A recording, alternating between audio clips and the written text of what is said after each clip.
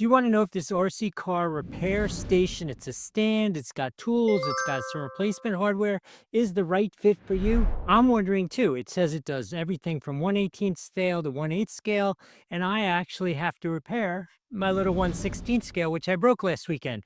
So what do you say we set it up, see how much we can repair with what's in here, and then let's test it with the 7 scale, only because it says it's only good up to 8 scale, and so we always have to go a little overboard. So we'll do that at the end of the video. Let's put it together, see if we compare the 16 scale, which seems much more appropriate. See what we got in here. This is a small magnet. This is the stand. Little handheld driver for the tools, collection of tools here. We just got some basic Phillips heads, some small hex head, and a couple small drivers, but that probably will cover most of what's on a basic RC car. Your little generic tool for changing the wheel lugs. So it also comes with this do-it-all wrench, which is one of those things which I would never use while working on the car here where I have access to this. But this is the kind of thing which I'll throw in my case that I take when I go out testing and breaking things and playing with them, in case in the field you need to do a quick repair. They're perfect for that. Inside this very overstuffed kit here, we have all kinds of little hardware washers, pins for some wheels, some wheel lug nuts, some body pins, and a couple Allen keys. Really a pretty competent set. I don't know what the quality of the hardware is, but there are RC cars. It's not like you need aircraft grade hardware to have it be effective. All right, so let's put the stand together.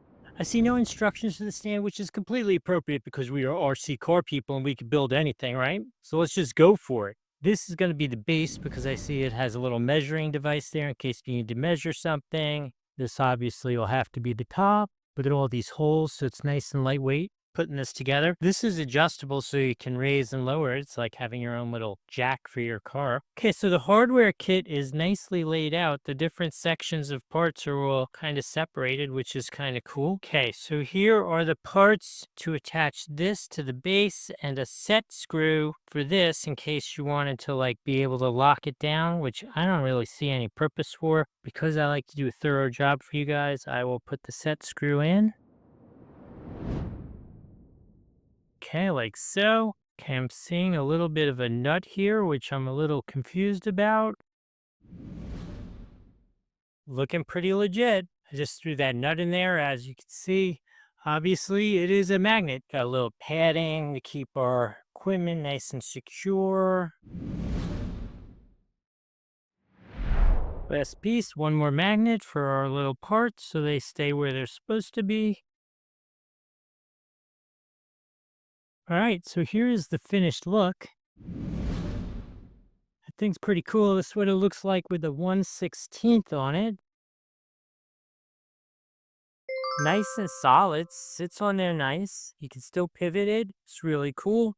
Let's try a 1/10, like a legit 1/10 buggy. Totally cool, right? 1/10 buggy, no big deal. How about 1/7 scale? Probably not the recommended platform for working on that, although it is pretty stable, but really not designed for something this large. Today's afternoon project is 1/16 pitch. It is absolutely perfect for that. So I'm going to PC out at this point. If you are looking for this, you can't possibly go wrong. This is really cool. It's really nice construction. The value add with the kit and the tools is really very good. I think this is a great purchase if you are looking to get something to repair your vehicles. I'm very excited about this. I hope this video has been helpful. If it has, give the video a like, follow the channel, smash the hype feature if we're here on YouTube, and I have something for you to put in the comments. It moves around way too much without tightening the set screw. So I'm going to tighten that set screw right now. I now know why it's there. Okay. Set screw cool. Okay, so comment below if you know what those two notches on the end are for. Hope this was helpful. See you in the next video.